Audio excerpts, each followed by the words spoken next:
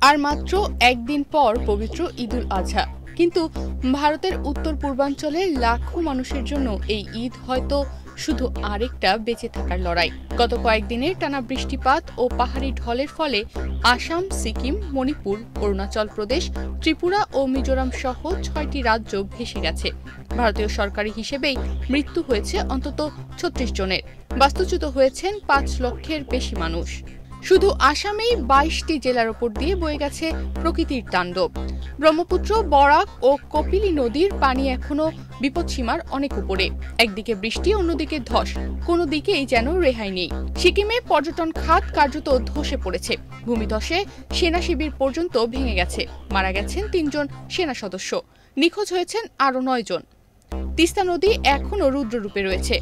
লাচেন, লাচুং, যেখানে একসময় পর্যটক আর ছবি তোলার ভিড় থাকতো, সেখানে এখন ধ্বংসস্তূপ। এই তো সামনেই ঈদ, কিন্তু বন্যা কবলিত অঞ্চলে নেই কোনো নতুন জামার উচ্ছ্বাস, নেই কোরবানির প্রস্তুতি। আছে শুধু বেঁচে থাকার তাগিদ। আর ছোট ছোট মুখগুলোর মুখে একটাই প্রশ্ন, আমাদের বাড়ি কবে ফিরব? মণিপুরে ৩৩,০০০ ঘরবাড়ি ক্ষতিগ্রস্ত হয়েছে। অরুণাচল প্রদেশে ক্ষতিগ্রস্ত হয়েছে ১৫৬টি গ্রাম। মিজোরামে মৃত্যু হয়েছে অন্তত ৫ জনের, যার মধ্যে ৩ জন মায়ানমারের শরণার্থী। প্রশাসন, সেনাবাহিনী, উদ্ধারকর্মীরা অক্লান্তভাবে কাজ করছেন। তবুও বৃষ্টির মাঝে যে কোনো মুহূর্তে নতুন করে ধস নামছে, নতুন করে ভাঙছে নদীর বাঁধ। এই দুর্যোগ শুধু প্রাকৃতিক নয়, এটি মানবিক। একটি অজানা ঈদের আগ মুহূর্তে যেন চরম অস্থিরতার গল্প, ক্ষুধা, ঠান্ডা আর চোখে অশ্রুর গল্প।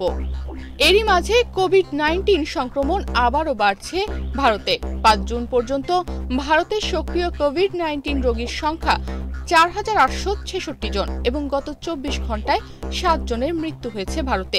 নতুন NB181 ভেরিয়েন্টের কারণে সংক্রমণ বাড়ছে, বিশেষ করে কেরালা, দিল্লি, মহারাষ্ট্র ও পশ্চিমবঙ্গে। স্বাস্থ্য বিশেষজ্ঞরা বলছেন, জ্বর, কাশি, স্বাদ বা গন্ধ না পাওয়া, শ্বাসকষ্ট এই উপসর্গগুলো দেখা দিলে দ্রুত চিকিৎসকের পরামর্শ নিতে হবে। বিশেষ করে বয়স্ক ও পূর্ববর্তী অসুস্থতায় ভোগা ব্যক্তিদের জন্য এই সময়টি অত্যন্ত ঝুঁকিপূর্ণ। ভারতের উত্তর পূর্বাঞ্চলের এই ভয়াবহ বন্যা যেন আমাদের মনে করিয়ে দেয়, ঈদ মানেই সবার জন্য খুশি নয়। এই মুহূর্তে পৃথিবীর কোনো এক প্রান্তে কারো ঘরে আলো থাকলেও পৃথিবীর বহু প্রান্তে বহু মুসল্লি এখন গরুর হাটে গরুর দরদাম করলেও ভারতের এই অঞ্চলের মানুষ শুধু পানির মধ্যে ঈদের দিন পার করার প্রস্তুতি নিচ্ছে।